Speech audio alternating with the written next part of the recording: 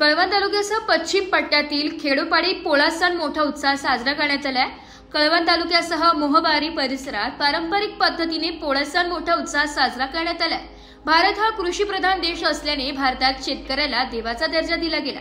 मात्र भारतातील शेतकरी हा आपल्याकडे असलेल्या पशुधनाला आपले दैवत मानतो।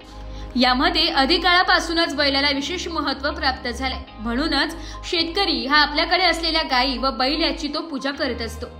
महाराष्ट्रात बैलाच्या प्रति कृतज्ञता म्हणून पोळासारखा सण साजरा करून त्या दिवशी बैलाची पूजा ही केली जाते। पूर्वी जाणकार लोक म्हणायचे की काही दिवसांनी बैलाच्या शिंगांना सोन्यासारख्या किमती येईल, ते देखील आज आपल्याला बघायला मिळत आहे। तरी देखील शेतकरी वर्ग हा आपल्या बैलाच्या जोरावरच आमची प्रगती व विकास झाला आहे व आमच्या गोठ्यात बैल जोडी असल्याशिवाय आमचं घर भरलेलं वाटत नाही, म्हणून शेतकरी वर्ग हा आजही आपल्या बैलांवरती प्रेम करतो। बैलाप्रती कृतज्ञता व्यक्त करणारा बैलपोळा हा सण आहे। ज्यांच्याकडे शेती नाही ते देखील मातीच्या बैलाची पूजा करतात। शेतीप्रधान या देशात व शेतकऱ्यात या सणाला विशेष महत्त्व दिलं जातं। यावेळेस पावसाचा जोर कमी झालेला असतो, शेतात पीक झुलत असते, सगळीकडे हिरवळ असते, श्रावणातले सण संपत आलेले असतात। एकूण सर्वत्र आनंदाचे वातावरण असतं। या दिवशी सर्जा राजाला कामापासून आराम असतो। या दिवशी बैलाचा थाट असतो। या दिवशी त्यांना कामापासून आराम असतो। पोळा या सणासाठी शेतकऱ्यांमध्ये सकाळपासूनच गावागावात सणासुदीचे वातावरण मोठ्या उत्साहाने दिसून येतं।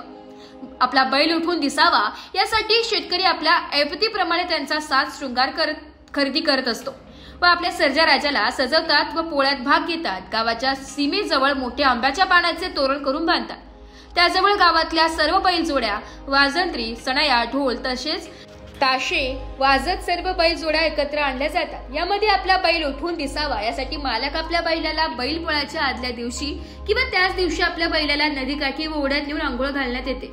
नंतर चारून घरी आणण्यात येते। या दिवशी बैलाच्या खांद्याला हळद व तुपाने शकले जाते व त्यांच्या पाठीवर सुरेख नक्षीकाम केलेली झूल, सर्वांगावर गेरूचे ठिपके, रंगाचे ठिपके, शिंगांना बेगड गोंटे, चौरा, फुगे, डोक्याला बाशिंग, गळ्यात कवड्या, घुंगरांच्या माळा, नवी व्यसन व नवा कासरा व पायात तोडे घातले जातात। मग आपल्या बैलांना मारुतीच्या मंदिरासमोर आणले जाते। मग ढोल ताशांच्या गजरात बैलांची मिरवणूक काढून शेतकऱ्यांनी आपला आनंद व्यक्त केला जातो। मग त्यांनी घरी नेऊन प्रत्येक स्त्रियांना आपल्या बैलाची पूजा करून ओवाळण्यात आलं। असा हा बैलपोळाचा सण असतो। पोळा सण हा श्रावण अमावस्या या तिथीला साजरा करण्यात येतो।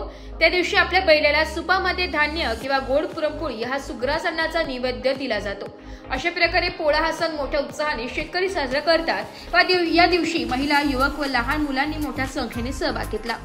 शेतकऱ्यांच्या कष्टातील खऱ्या साथीदार असणाऱ्या बैलाचे ऋण फेडण्याचा दिवस म्हणून पोळा सण साजरा करण्यात येतो।